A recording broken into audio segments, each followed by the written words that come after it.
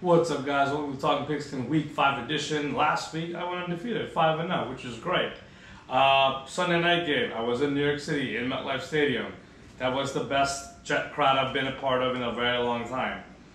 I expected that game to be a blowout, especially after that 17-0 start. But the way the Jets fought back, tied the game, Zach Wilson played the best game of his career to date, probably. It was a fun environment. Sure, he fumbled at the end, and then Chiefs offense went on a 7-minute drive to end the game. It was still a fun place to be in on Sunday night, and I definitely enjoyed my trip in New York City, although I was there for less than 40 hours, but it was fun. I had a good time.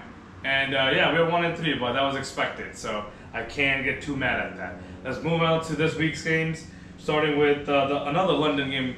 Jacksonville Jaguars hosting their second game in London. Now they're facing the Buffalo Bills. Now, the Bills, after losing to the Jets, have been steamrolling their opponents. Miami was no match for them last weekend, which was surprising, especially after dropping 70 points. I thought they would keep up with the Buffalo Bills, but the Bills just ran them out of their building.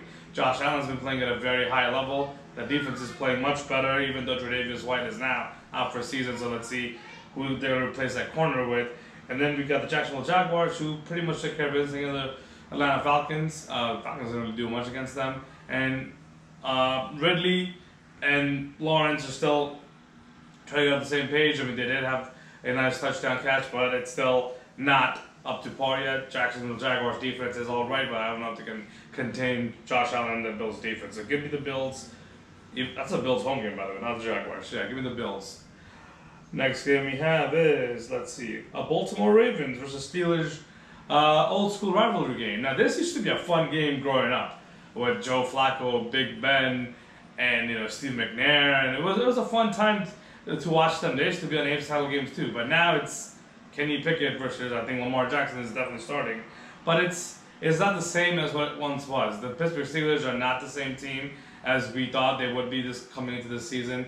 They definitely need a better OC. Matt Canada is not doing that hot. I know Kenny Pickett, who was banged up last week, will come back and play. That defense is still good, but can they contain the Lamar and the Ravens offense, who's been really good so far with Mark Andrews going great? I mean, they still need a wide receiver because I'm not sure how much Odell and Zay Flowers are doing for them, but at the same time, I think it's still a good Raven team, and they still have a good defense. So give me the Ravens on the road. Next thing we have is the surprising one, the Houston Texans going to Atlanta to take on the Falcons. Both teams are 2-2. The Texans started 0-2 and now they won 2 games in a row. C.J. Stroud is the first rookie quarterback who threw for over 1,000 yards and not an interception yet. I just picked him up on fantasy, by the way, so hopefully he'll continue that. It's been a surprise for DeMeco Ryans, who I watched play football when he was with the Texans, has become a pretty good coach. And he has that team ready to go every Sunday.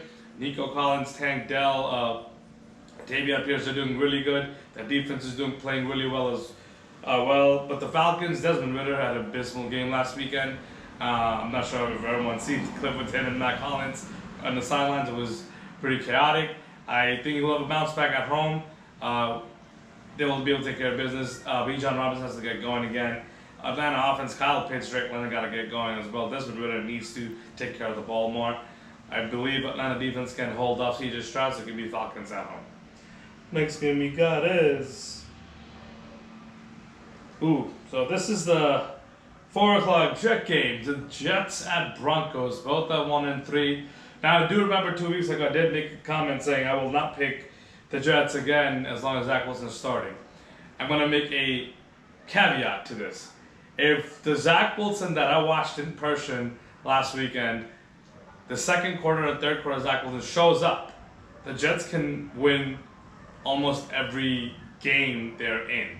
They probably won't win every game, but they can possibly win. Especially against the Broncos defense, who's dead last amongst rushing, passing, anything you name it. I know Pat Surtain is there, I know he's good, but I don't think the Jet offense will have any issues moving the ball up and down the field. Zach needs to play exactly like he did last week, and hopefully he can turn this season around for us. It's a must-win game. There's no way, there's no other way of putting it. They have to win in Denver. Definitely Hackett revenge game is a factor. All that shit talking Sean Payton did in the offseason, they have to show up for him.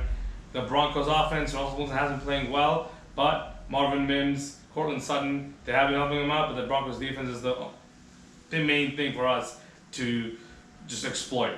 I believe Sauce Gardner, Quentin Williams, rest of that Jets defense will take care of business. I'm not worried about them. Give me the Jets on the road.